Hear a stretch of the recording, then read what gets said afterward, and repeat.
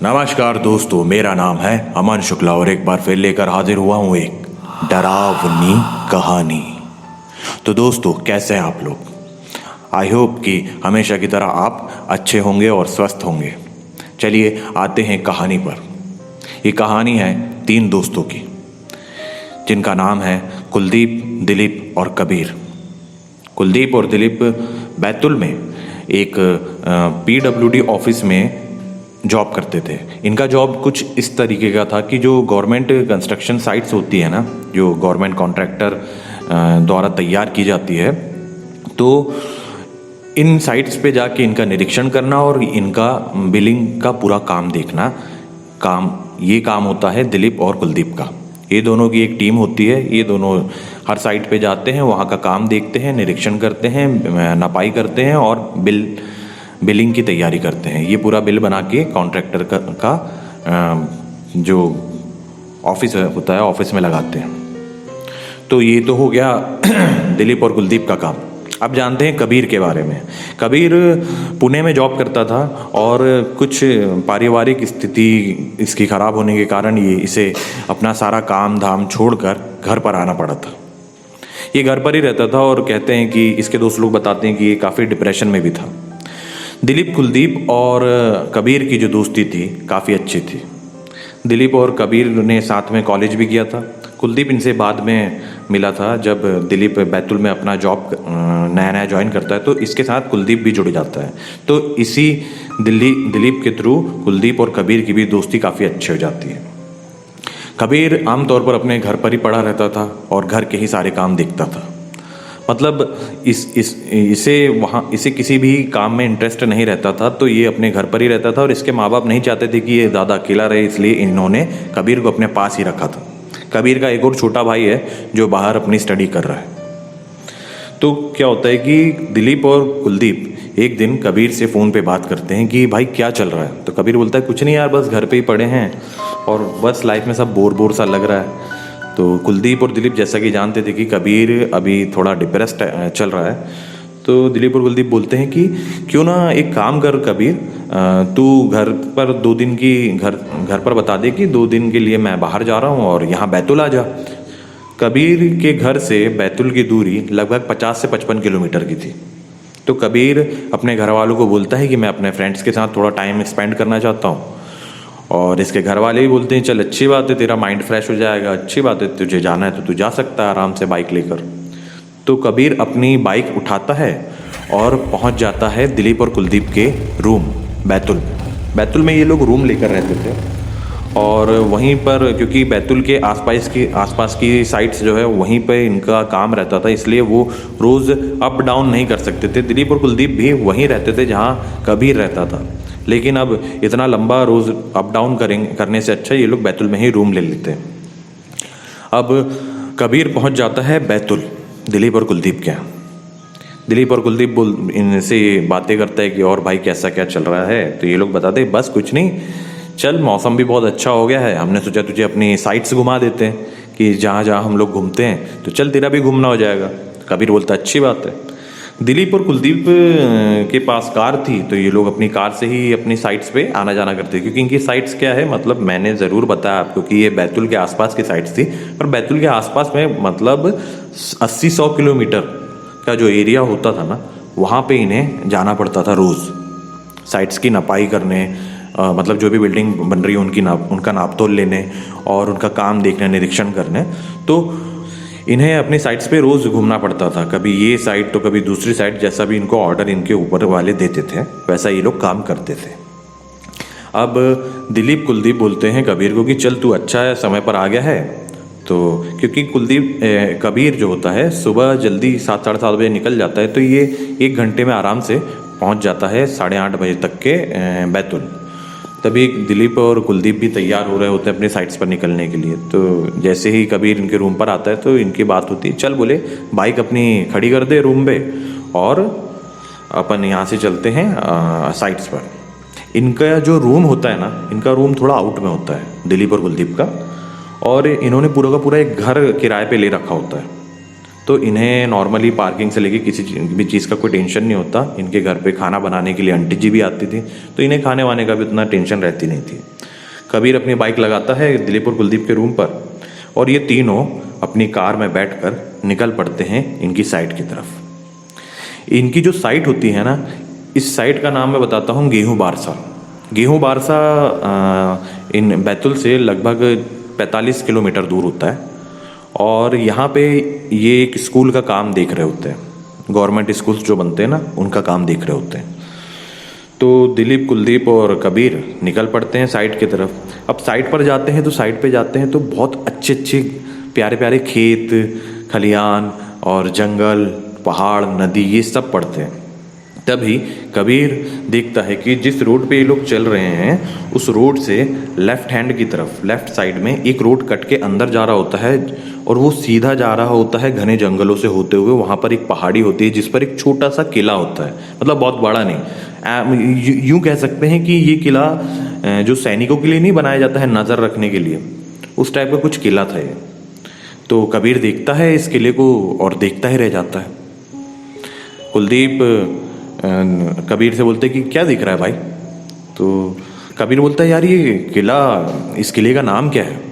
तो कुलदीप बोलता है नहीं यार, इस किले के बारे में तो कुछ प्रॉपर इन्फॉर्मेशन है नहीं, और अपने यहाँ इंडिया में जो आर्कियोलॉजिकल विभाग वाले जो लोग हैं, ये बड़ी बड़ी जगहों पर ही काम करना पसंद करते हैं। कमाल की बात है, हमारे यहाँ जो आर्कियोलॉजिकल साइट्स है ना, जो पुरानी जिन चीज़ों को, जिन ऐतिहासिक धरोहरों को हमें संभाल के रखना चाहिए, कई बार ना हमारी ही सरकार उन चीज़ों को बिल्कुल अनदेखा कर देती है, उन पर ध्यान देना बिल्कुल बंद कर देती है, जिस वजह से ये ऐतिहासिक चीज़ें खंडर बन जाती हैं। तो कुलदीप बताता है कि यार ऐसा कुछ प्रॉपर पता नहीं है इस किले के बारे में। हाँ, बस ऐसा है कि लोग चले जाते हैं कभी कभार घूमने, पिकनिक विकनिक बनाने।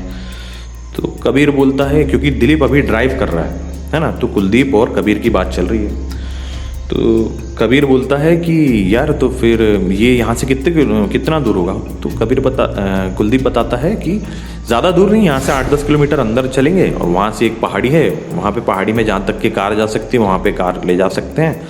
उसके बाद आपको पैदल चलना पड़ता है, कुछ 1-1.5 किलोमीटर का रास्ता होता है, उसके बाद ही किला पड़ता है। तो कबीर बोलता है कि तू गया है कभी?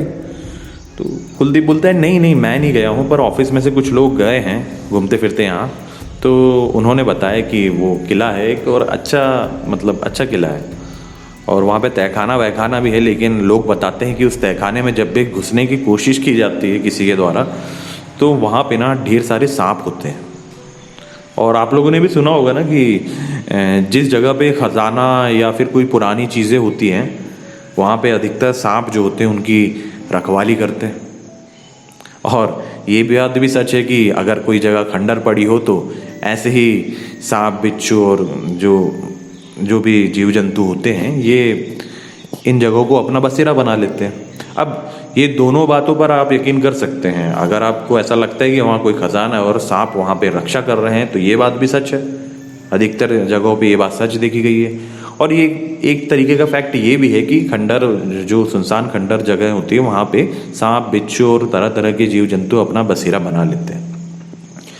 तो ये बात हो जाती है अब कबीर और कुलदीप की। तो दरअसल कबीर को ना शुरू से ही जो भूतहा जगह होती है या फिर अबैंडन्ड किले होते हैं, ऐसे किले जहाँ पे भीड़ भड़क्का ना हो, है ना, जो एकदम अलग, जिन्हें छोड़ दिया गया हो सरकार द्वारा कि जाओ तुम किसी काम के नहीं, ऐसी जगह, वहाँ पे ऐसी जगहों में घूमने का ना कबीर को शुरू से बहुत शौक होता है।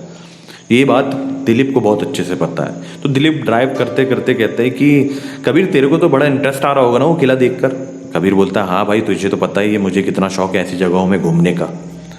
तो दिलीप बोलता है कि अपन साइड पे चलते हैं, वहाँ का काम जल्दी निपटा लेते हैं और वहाँ से फिर रिटर्न आएंगे यहाँ पे, क्योंकि अभी ये लोग 8:30-9 बजे अपने घर से, अपने रूम से निकल गए होते हैं। तो ये 10:30 बजे तक इनकी जो ये सब देखते हैं घूमते फिरते हुए, 10:30 बजे तक आराम से, क्योंकि रास्ता भी थोड़ा कच्चा पक्का रहता है और इनके पास 4 व्हीलर होती है, तो ये 10:30 बजे तक आराम से अपनी साइट पर पहुंच जाते हैं।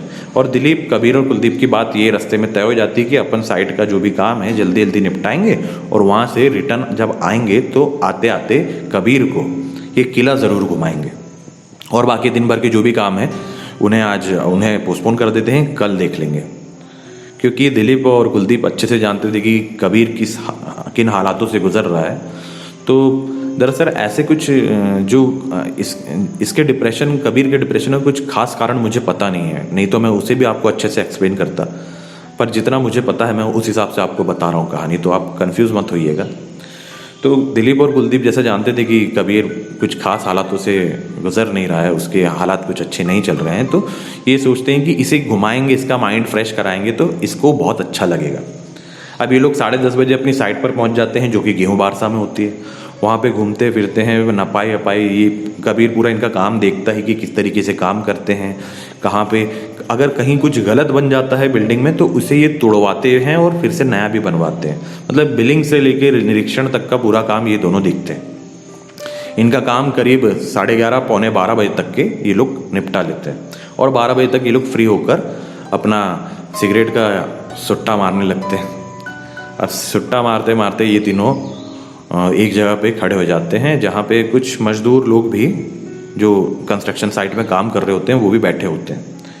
तो ये लोग सिगरेट अपना पीते पीते बात करते हैं। कुलदीप बोलता है कि चले भाई अब तो फ्री हो गए, अब कबीर भाई को वो किला घुमा देते। तो तभी वहाँ पे रामू नाम का एक व्यक्ति होता है जो कि दिलीप से आकर मतलब पूछते रहता है कि साहब काम कैसा रहा। दरअसल ये मजदूर नहीं होता है, ये एक सुपरवाइज़र होता है।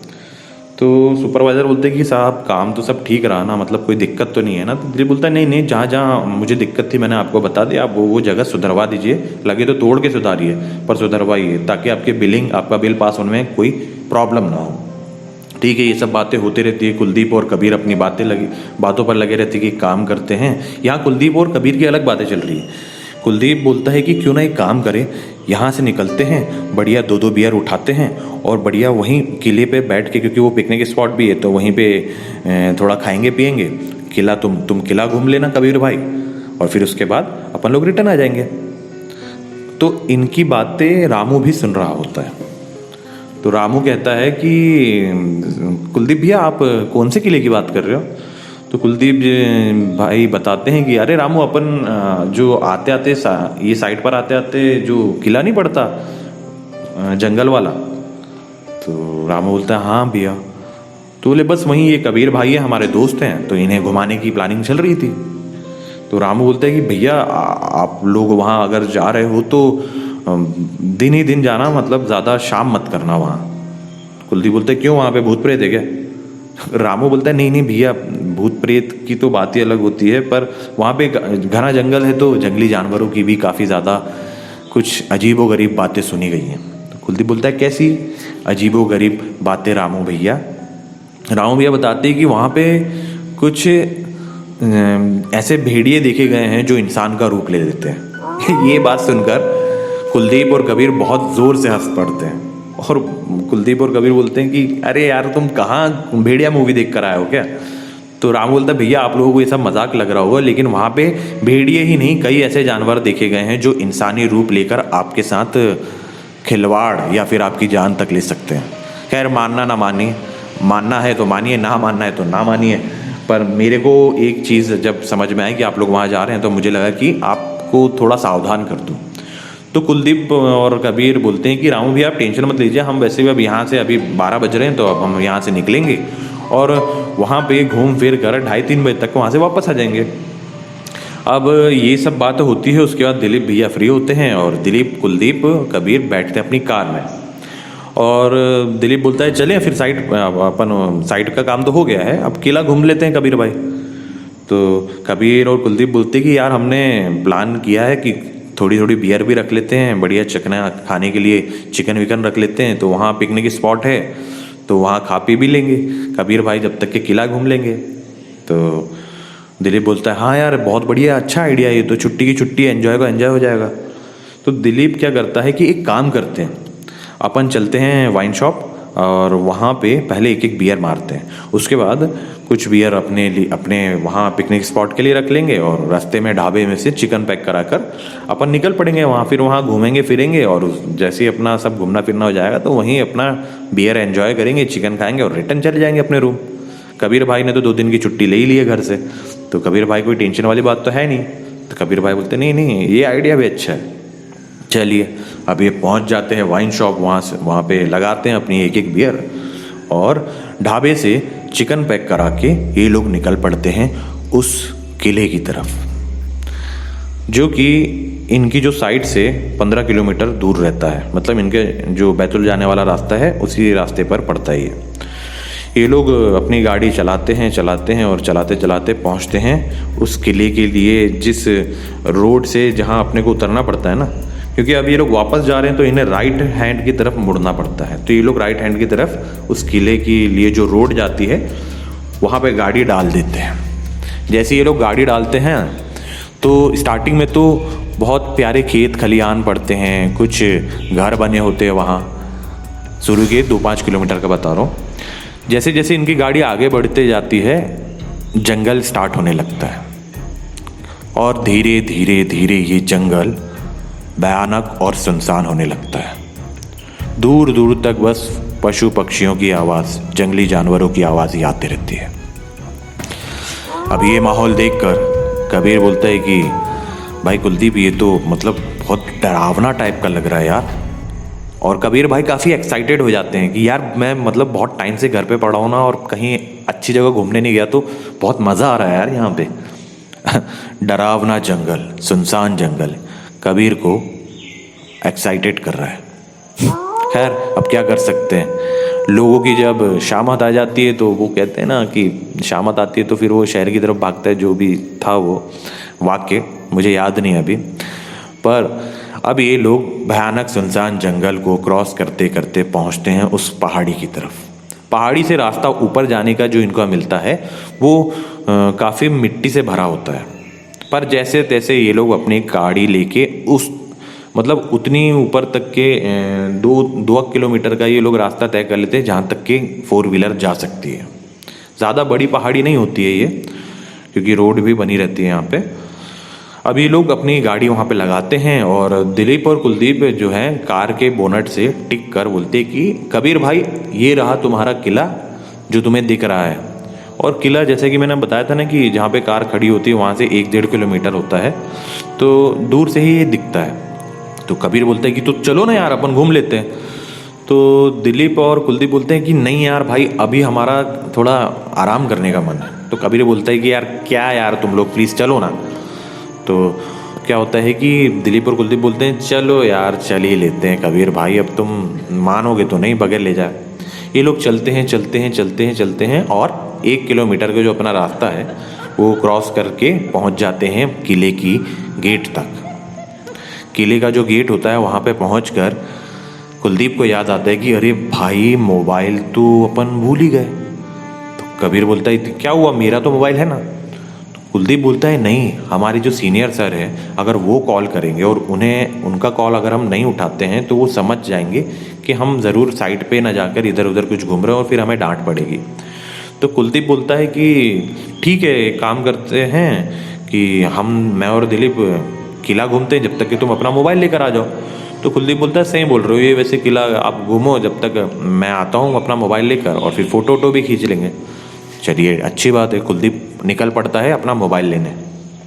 दिलीप क्योंकि ड्राइव कर रहा था तो उसे अपने मोबाइल का उतना कुछ खास अंदाज़ा रहता नहीं है, तो वो बोलता है कि मुझे फ़र्क नहीं पड़ता कबीर भाई, मेरा मोबाइल मैं रखूँ चाहे ना रखूँ, क्योंकि कुलदीप के पास ही सारे जो सर हैं उनके कॉल्स आते हैं, इसलिए उसको मोबाइल रखना ज़रूरी होता है।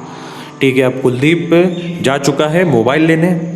दिलीप और कबीर भाई खड़े हैं किले के दरवाजे पर। दिलीप बोलता है कबीर एक काम करना, तू किले का एक हल्का सा राउंड मार करा, जब तक कि मैं इधर ही बैठता हूँ 10-15 मिनट में तो कुलदीप भी आ जाएगा, फिर अपन लोग घूम लेंगे। तो कबीर बोलता है चल अच्छी बात है। कबीर बोलता है कि तू कार के पास रहे जब तक कि मैं आता हूँ थोड़ा एक आधा राउंड मार के, फिर मैं तुमको बताऊँगा कहाँ कहाँ कैसा क्या है। क्योंकि कबीर बहुत ज़्यादा एक्साइटेड रहता है किले और पुरानी ऐतिहासिक जगह घूमने के लिए, इसलिए ये आइडिया दिलीप कबीर को दे देते हैं और कबीर इनकी बात मानकर किले के अंदर अब जा रहे हैं। जैसे ही कबीर किले के अंदर पहुंचते हैं तो इन्हें बहुत बड़ी बड़ी घास, मतलब जैसे एक प्रॉपर खेत में नहीं, खेती में कितनी बड़ी बड़ी फसल हो जाती है, उस साइज़ की घास इन्हें स्टार्टिंग में मिलती है, जिसे देखकर कबीर को थोड़ा डर लगता है, क्योंकि जैसा कि मैंने पहले ही बताया आपको, ऐसी जगहों पर सांप, बिच्छू और तरह तरह के जीव जंतु होते हैं। तो भूत प्रेत आत्माओं से ज़्यादा ध्यान इनका रखना पड़ता है कि एक गलत कदम आपका पड़ गया तो ज़िंदगी ख़त्म होने का पूरा चांस है। अब ये जैसे तैसे एक लकड़ी उठाते हैं और अपना रास्ता क्लियर करते करते करते उस स्पॉट पे पहुंचते हैं जहां से साफ ज़मीन दिखना स्टार्ट हो जाती है, जहां पर प्रॉपर एक पुराने ज़माने का फर्श बना होता है पत्थरों से। ये पहुंचते हैं और घूमने लगते हैं चारों तरफ। ये वो जगह, मतलब ये वो जो जगह है ना, वो इस तरीके की, जैसा मैंने पहले बताया था आपको कि जैसे सैनिक लोग यहाँ पे उस जगह की सुरक्षा करने के लिए जहाँ रुकते हैं ना सैनिक लोग ऊंचाई पर निगरानी रखने के लिए, ये वो वही जगह थी, उस टाइप की ही जगह थी। ये चारों तरफ अपना एक राउंड मारते हैं, फिर ये देखते हैं कि वहाँ पर एक स्टेज टाइप का बना है, जैसे स्कूलों में नहीं रहता जहाँ पे नाटक और 26 जनवरी 15 अगस्त के समय जो भी उत्सव होते हैं ना, अपने जो भी कार्यक्रम पेश होते हैं, उस टाइप का एक स्टेज बना है बीच में। कबीर भाई ये स्टेज देखते हैं और इन्हें ऐसा, और ये फील करने लगते हैं कि कैसा होता होगा पुराने समय में, पुराने समय के बारे में ये लोग ये सोचने लगते हैं कबीर भाई। तभी इन्हें कुछ ऐसी झलकियाँ, जैसे पुनर्जन्म वाली मूवीज़ में नहीं दिखाते हैं कि कोई नाच रहा है, कोई बैठा है, मशाल जल रही है, इस तरीके की कुछ शॉट्स, कुछ पिक्चर्स इनके आंखों के सामने आने लगते हैं। ये एकदम से चौंकते हैं कि भाई ये ज़्यादा इमेजिनेशन में घुसने से कोई फ़ायदा नहीं है कबीर, वरना लोग बोलेंगे कि तुझे भी भूत प्रेत दिखने लग गए। कबीर भाई ये सब बातें हल्के में लेते हैं और अपना स्टेज पे जाके बढ़िया थोड़ा बहुत घूमते फिरते हैं और डांस वांस करने लगते हैं और आवाज़ देते हैं यहाँ से कि कुलदीप, दिलीप भाई आ गए हो तो आ जाओ अंदर, इतना मत तड़पाओ यार। तभी क्या होता है, कबीर भाई को आवाज़ आती है कि आ रहे हैं, रुक जा। कबीर 2 मिनट के लिए शांत हो जाता है। वो सोचता है कि ये किस तरीके से बात कर रहे हैं, ऐसे तो इन दोनों में से कोई नहीं बोलता। कबीर भाई इस बात को भी नेगलेक्ट करते हैं और बोलते हैं कि चलो ठीक है, हो रहा होगा, कुछ चढ़ गई होगी सालों को बियर। कबीर भाई अब स्टेज से उतर कर एक दूसरी गली की तरफ जाते हैं। तो सोचते हैं कि अब इस गली में कुछ नया देखने को मिलेगा। ये जैसे ही चलते रहते हैं, इन्हें अपने पीछे कुछ कदमों की चलने की आवाज़ आती है। ये पलट के देखते हैं तो पीछे कोई नहीं होता। ये फिर से आगे की ओर बढ़ चलते हैं। तभी 2-5 कदम के बाद इन्हें फिर कुछ कदमों की आवाज़ आने लगती है। ये फिर से पलट के देखते हैं, पीछे कोई नहीं। ये सोचते हैं कि शायद कुलदीप और दिलीप को मजाक सूझ रहा है, साले मेरे साथ मजाक कर रहे हैं, कबीर भाई ऐसा सोचते हैं। तो कबीर भाई क्या करते हैं, अपने मोबाइल में के कैमरे का, मोबाइल का जो फ्रंट कैमरा है वो स्टार्ट करते हैं और अपनी तरफ देखते हुए, जब आप फ्रंट कैमरे में अपने सेल्फी लेते हैं तो आपको आपके पीछे का सब दिखाई देता है। तो सोचते हैं कि ऐसे देखते हुए चलता हूँ तो अगर ये तीनों पीछे से मस्ती भी करेंगे तो इन्हें पकड़ लूँगा।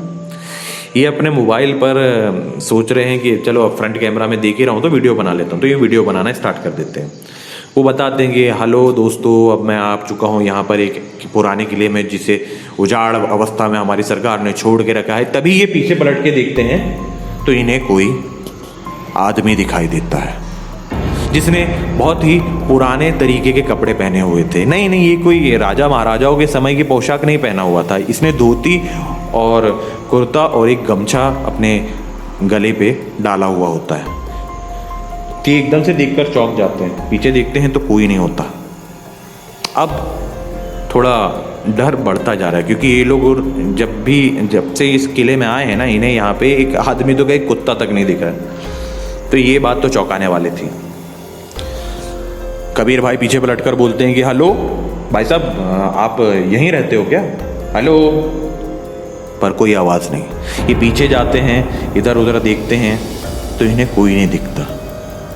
ये फिर से पलटते हैं और सोचने लग जाते हैं कि यार ये हो क्या रहा है यहाँ पे, कुलदीप और दिलीप भी नहीं है और ये आदमी था कौन। तभी इनके कंधे पर एक हाथ आता है और ये चौंक जाते हैं। अरे दिलीप और कुलदीप इनके पीछे खड़े थे। ये लोग हंस के बोलते हैं, अरे कबीर भाई क्या हो गया, क्यों डर रहे हो? तो कबीर बोलता है, तुम लोग यहाँ पर कब आओ ये बताओ, तुम लोग ही मुझे डरा रहे हो ना, और वो तीसरा बंदा कौन है उसको बाहर निकालो पट से। तो कुलदीप और दिलीप बोलते हैं, भाई हम लोग दौड़ते भागते अभी आए हैं, और कुलदीप तो देखो वहाँ से दौड़ते हुए मोबाइल लेकर आया तो हाफ भी रहा अभी तक, और हम लोग अभी जस्ट घुसे हैं यार यहाँ पे, तुझे चढ़ गई है क्या कबीर? कबीर बोल रहा है कि भाई मुझे लगा कि तुम्हें चढ़ गई, शायद तुम लोग मुझे डराने की कोशिश कर रहे हो। दिलीप और कुलदीप बोलते हैं कि नहीं नहीं नहीं ऐसा कुछ नहीं, हम काहे डराएंगे यार भैया तुमको, तुम तो हमारे दोस्त हो, चलो फालतू में अकेले ऐसी जगहों में अकेले ना भ्रम हो जाता है कबीर भाई, चलो घूमते हैं। तभी कबीर भाई को याद आता है कि वो कैमरे पे रिकॉर्डिंग कर रहे थे। तो कबीर भाई बोलते हैं कि नहीं भाई, मैंने एक इंसान को यहाँ पे देखा हूँ जिसने धोती कुर्ता और सर पे एक पुराने टाइप का जो लाल टाइप का गमछा रहता है ना वो डाला हुआ था। एक मिनट मैं तुम्हें दिखाता हूँ। कबीर भाई अपना मोबाइल खोलकर वो वीडियो दिखाते हैं, वीडियो की पूरी रिकॉर्डिंग चलती है। तो दिखता उसमें ये है कि कबीर भाई आगे पीछे देख रहे हैं और कौन है करके पूछ रहे हैं, लेकिन सब दिखता है इसमें, लेकिन वो गमछे वाला इंसान नहीं दिखता। अब नॉर्मल सी बात है यार, भूत प्रेत कैमरों में तो, आम कैमरों में तो खैर आ ही नहीं सकते। हाँ, बड़े बड़े यूट्यूबर्स के कैमरे में आ जाते हैं क्योंकि वो लोग ना बहुत मेहनत करते हैं भूतों को बुलाने के लिए, तो अब उनके बारे में हम क्या ही कह सकते हैं, उन लोगों की बात ही अलग होती है। अब उन लोगों के हिसाब से तो वो कैमरे में रिकॉर्ड करके दिखा भी देते हैं, भाई बहुत अच्छी एडिटिंग जानते हैं ना वो लोग, इसलिए। पर यहाँ पे कोई एडिटिंग वाला भूत नहीं, कोई एडिटिंग वाली आत्मा नहीं, एक रियल घोस्ट की बात हो रही है, एक असली आत्मा की बात हो रही है।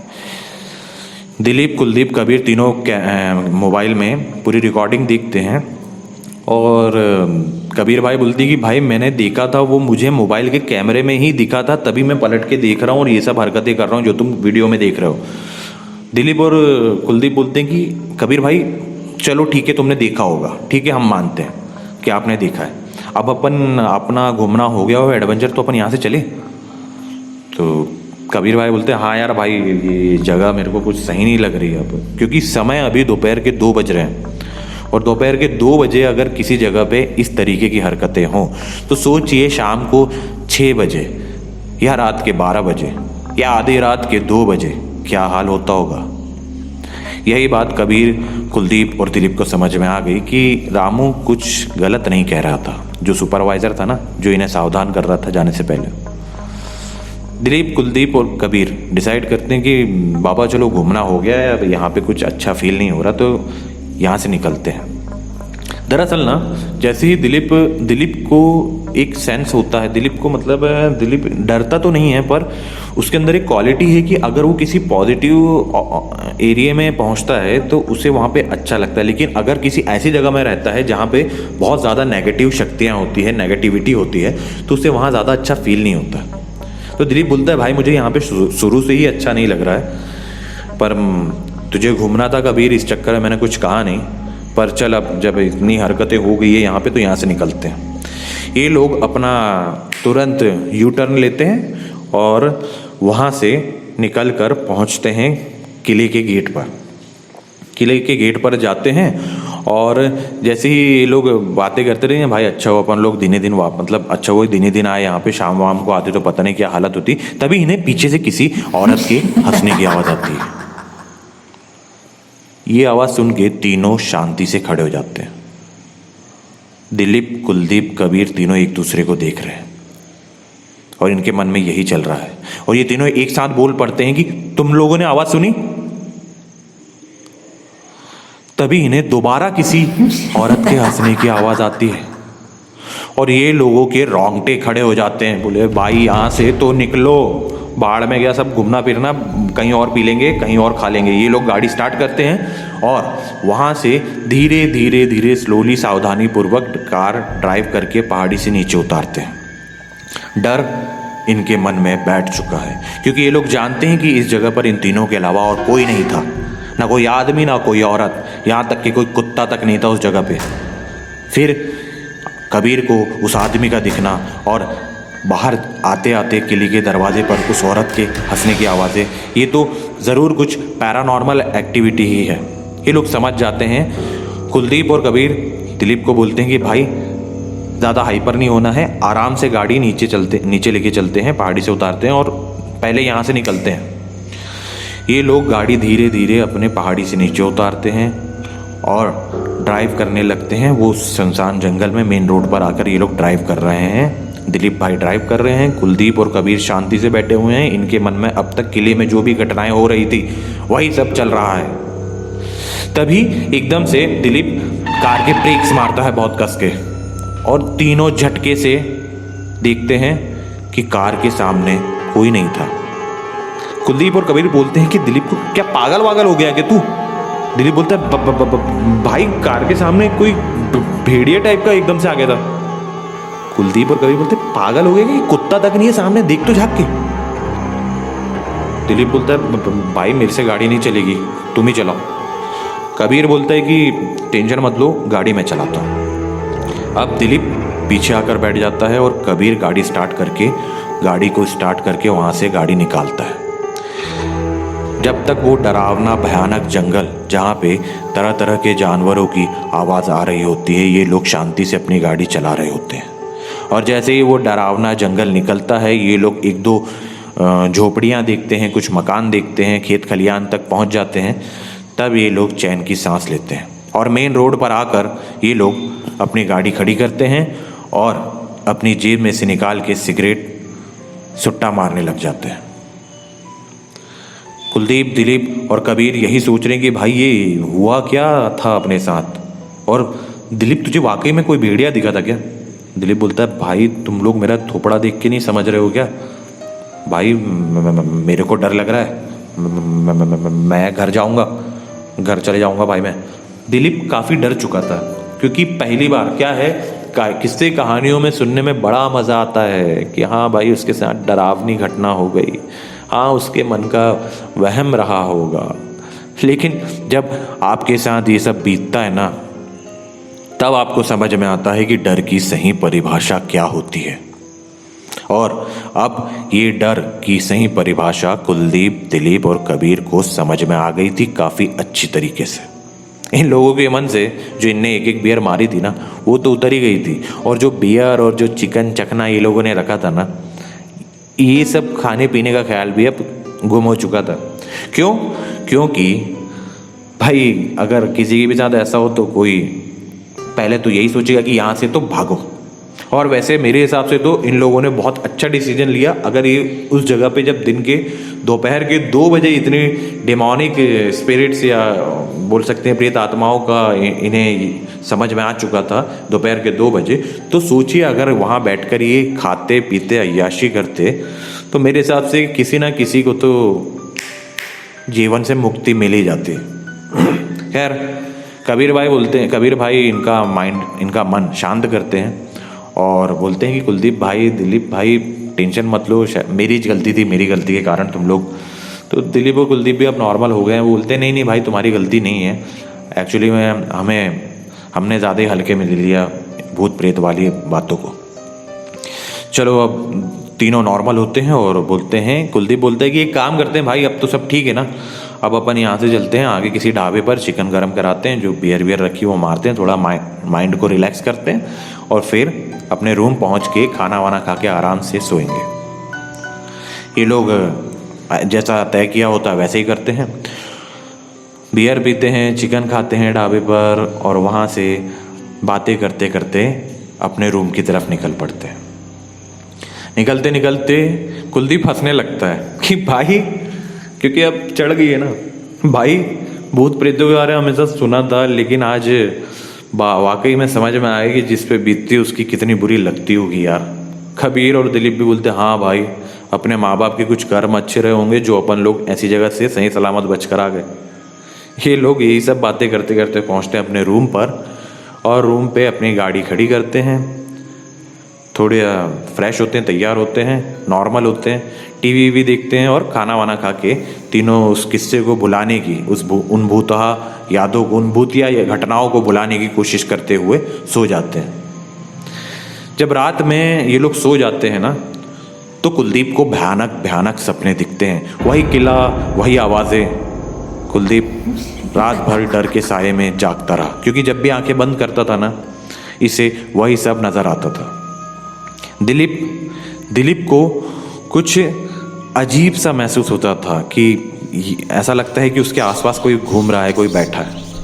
और कबीर, जो एक अलग कमरे में, जो खैर इन सब चीज़ों से काफ़ी डरता वरता था नहीं, तो वो एक अलग रूम में जाकर सो जाता है। उसे ना कोई सपना दिखाई देता है, ना किसी के होने का एहसास होता है। लेकिन जब सुबह वो सोकर उठता है तो उसके दोनों हाथों पे बहुत बुरी तरह खरोंच के निशान पाए जाते हैं। खरोंच मतलब जैसा पिक्चरों में नहीं दिखाते, लंबे लंबे नाखून टाइप, ऐसा कुछ नहीं। ऐसा लगता है कि जब छोटे बच्चे नहीं अपने छोटे छोटे प्यारे प्यारे नाखूनों से किसी को नोच देते हैं, है ना, उस तरीके के स्क्रैचेस कबीर के दोनों हाथों में थे। और यहाँ तक कि उसकी उंगलियों से लेके कंधे तक थे। जैसे ही सुबह कबीर उठता है तो जाकर देखता है कि कुलदीप और दिलीप एकदम सुन्न बैठे हुए हैं। कबीर बोलता है, भाई क्या हो गया, तुम लोग इतनी जल्दी कैसे उठ गए? क्योंकि कबीर की और इन लोगों की सुबह जल्दी उठने की आदत थी, लेकिन आज दिन संडे का था तो कोई जल्दी उठता नहीं। तो दिलीप और कुलदीप बोलते हैं कि कबीर भाई, कुछ लफड़ा तो अभी भी है। तो कबीर भाई पूछते हैं, क्या हुआ? दिलीप बोलता है कि भाई, मुझे रात भर ऐसा लग रहा था कि कोई मेरे आसपास घूम रहा है। जैसे मेरी नींद लगती थी, मुझे ऐसा लगता था कोई मेरे आसपास, कोई मेरे पास आकर बैठ गया, और मुझे डर लग रहा है रात भर से। और कुलदीप बताता है कि मुझे इतने गंदे गंदे सपने दिखाई दे रहे ना भाई, मैं आपको बता नहीं सकता। मतलब वही किला, वही आवाज़ें, और मुझे सपने में, मतलब जैसा मैं पिक्चरों में दिखाते ना भयानक सपने कि मैं गिर गया हूँ पहाड़ी से, तो एकदम से नींद खुल जाती है, उस तरीके का लग रहा था। तो फिर मैं सो ही नहीं पाया रात भर। तो कबीर कुलदीप और दिलीप को बताता है कि भाई मैं कुछ बताऊँ? तो ये लोग बोलते हैं, हाँ बताओ, तुम्हें भी कुछ दिखा, क्या महसूस हुआ? नहीं। कबीर ने फुल स्लीव्स वाली टी शर्ट पहनी हुई थी, तो वो अपनी टी शर्ट उतारता है और अपने दोनों हाथ दिखाता है। और कबीर के दोनों हाथ देखकर ये लोग चौंक जाते हैं, क्योंकि पूरे हाथों पे स्क्रैचेस के निशान थे। कबीर बोलता है कि भैया, नहाते धोते हैं और मंदिर चलते हैं, पंडित जी से उनको बताते हैं कि भाई ये क्या कांड हो गया है और ऐसा ऐसा हो रहा है कल से। ये लोग बोलते हैं, सही बात बोल रहे हो कबीर भाई। ये लोग नहाते धोते अपना प्रॉपर शुद्धिकरण करते हैं, बढ़िया साफ़ सुथरे कपड़े पहनकर पहुंच जाते हैं हनुमान जी के मंदिर। वहाँ पे जाके पैर पड़ते हैं, हनुमान चालीसा का पाठ करते हैं, और पंडित जी के पास जब प्रसाद लेने जाते हैं तो पंडित जी के पैर पड़ते हैं और पंडित जी को बोलते हैं कि पंडित जी आपसे कुछ बात करनी है। पंडित जी पूछते हैं, हाँ बेटा बताओ। तो पंडित जी को ये लोग, इनके साथ जो भी घटित हुआ था लास्ट नाइट और पूरे दिन उस किले में भी, सारी बातें पंडित जी को ये लोग बताते हैं। पंडित जी बोलते हैं कि बेटा घबराने कोई बात नहीं है, अब तुम हनुमान जी की शरण में हो, बोलो जय श्री राम, जय श्री राम। और पंडित जी इन तीनों के हाथों में एक कलावा बांधते हैं। कलावा जो पूजा वाला धागा होता है ना, ये हनुमान जी के चरणों में से एक कलावा उठा के तीनों के हाथों में बांध देते हैं और इन्हें बोलते हैं कि अब बजरंगबली दद्दा का नाम लो, पैर पड़ो और जाओ, निश्चिंत रहो, तुम्हारे ऊपर अब बजरंगबली दद्दा का हाथ है। कोई भी काली शक्ति, कोई भी भूत प्रेत आत्मा तुम्हारा कुछ भी नहीं बिगाड़ सकती। और जैसे कि ये तीनों हनुमान जी की शरण में आ ही चुके थे, तो डर तो भागना ही होता है ना। वो कहते हैं ना, हनुमान जी ने कहा है कि अगर कभी भी तुम्हें डर लगे, क्योंकि डर इंसान का सबसे बड़ा दुश्मन होता है, कभी भी डर लगे तो मुझे याद करना, तुम्हारा सारा डर गायब हो जाएगा।